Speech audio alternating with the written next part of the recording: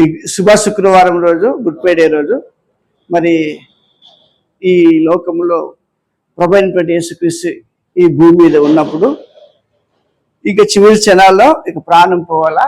అప్పుడు అమూల్యమైన శ్రేష్టమైనటువంటి 7 మాటలు పలికాడు కల్వరి శిలువలో. ఆ 7 మాటల్లో మొదటి మాట మనము ధ్యానం చేసుకుందాం. కనుని ఆ నేరస్తులను ఆయనతో కూడా సిలువ వేసిరి. యేసు, తండ్రి, వీరేమి చేయుచున్నారో వీరెరుగరు గనుక వీరిని క్షమించమని చెప్పెను. వారు ఆయన వస్త్రములు పంచుకొనుటకై చీట్లు వేసిరి. చాలు. దేవుని వాక్యం చూస్తున్నాం ఇక్కడ. లూకా రాసినటువంటి శుభవార్త 23వ అధ్యాయము 34వ వచనంలో యేసు ఈ రీతిగా మొదటి మాట పలికాడు. ఏమని పలికాడంటే, యేసు, తండ్రి, వీరేమి చేస్తున్నారో వీరెరుగనుక వీరిని క్షమించమని చెప్పాను. మరి ప్రభువుతో యేసుక్రీస్తు వారు మరి ఆ శిలువ మాను మీద ఉన్నప్పుడు అనేకులు ఆయన్ని కొట్టినారు, హింసించినారు, బాధ పెట్టినారు.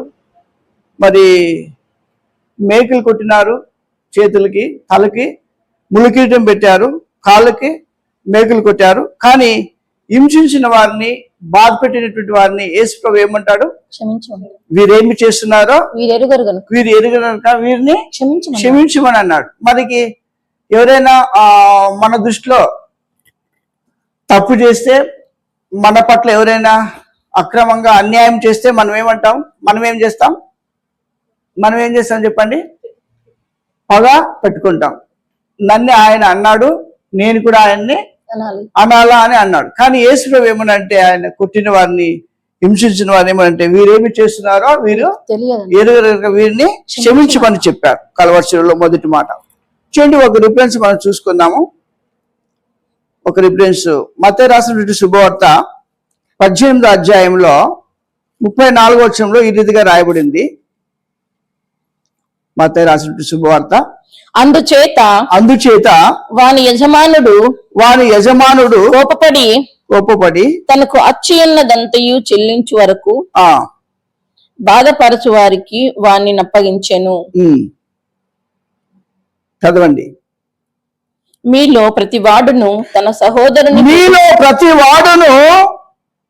సహోదరుని హృదయపూర్వకముగా క్షమింపని ఎడల నా పరలోకపు తండ్రియు ఆ ప్రకారమే మీ ఎడల చేయును.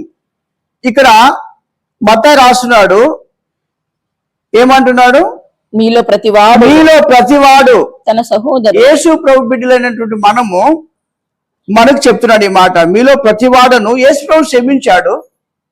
కానీ మనకు వచ్చే లోపల మనం ఏమంటామంటే, మనము క్షమిస్తాము కానీ పగ పెట్టుకుంటాం. కోపం ఉంటుంది అంటే హృదయపూర్వకంగా మనము క్షమించము. కాబట్టి దేవుని బిడ్డలారా, మనము హృదయపూర్వకంగా క్షమించాలి. చూడండి, మీలో ప్రతివాడును తన సహోదరుని, మన అన్నదమ్ముని కావచ్చు, అక్క చెల్లెలు కావచ్చు, ఏం చేయాలి? మనము క్షమించాలి, హృదయపూర్వకంగా క్షమించాలి. అప్పుడు ఆ మాటకి మన విలువ ఉంటుంది. కాబట్టి ఇంకా మనం చూసినట్లయితే లూకా సువార్తలో మనం రాండి. లూకా సువార్త ఏమంటున్నాడు ఇక్కడ? యేసు, తండ్రి, వీరేమి చేస్తున్నారో వీరెరుగరు కనుక వీరిని క్షమించమని చెప్పాను. కాబట్టి మొదటి మాటలో మనం ఏం నేర్చుకోవాలి చెప్పండి? నేను మొదటి మాట ముగిస్తున్నాను. క్షమాపణ. ఏం నేర్చుకోవాలి చెప్పండి? మనం ఏం నేర్చుకోవాలా? క్షమించాలా. ఎవరిని మనం మాదిరి తీసుకోవాలా? యేసు ప్రభుని మనం మాదిరి తీసుకోవాలా. యేసు ప్రభుకి ఎలాంటి మనసు ఉంది? క్షమించే మనసు ఉంది. యేసు ప్రభు ఏమంటున్నాడంటే, ఫిలిప్పీ రాసిన పత్రికలో మాట ఉంది, ఏమంటాడు? క్రీస్తు యేసు కలిగిన మనసు మీరును కలిగి ఉండండి.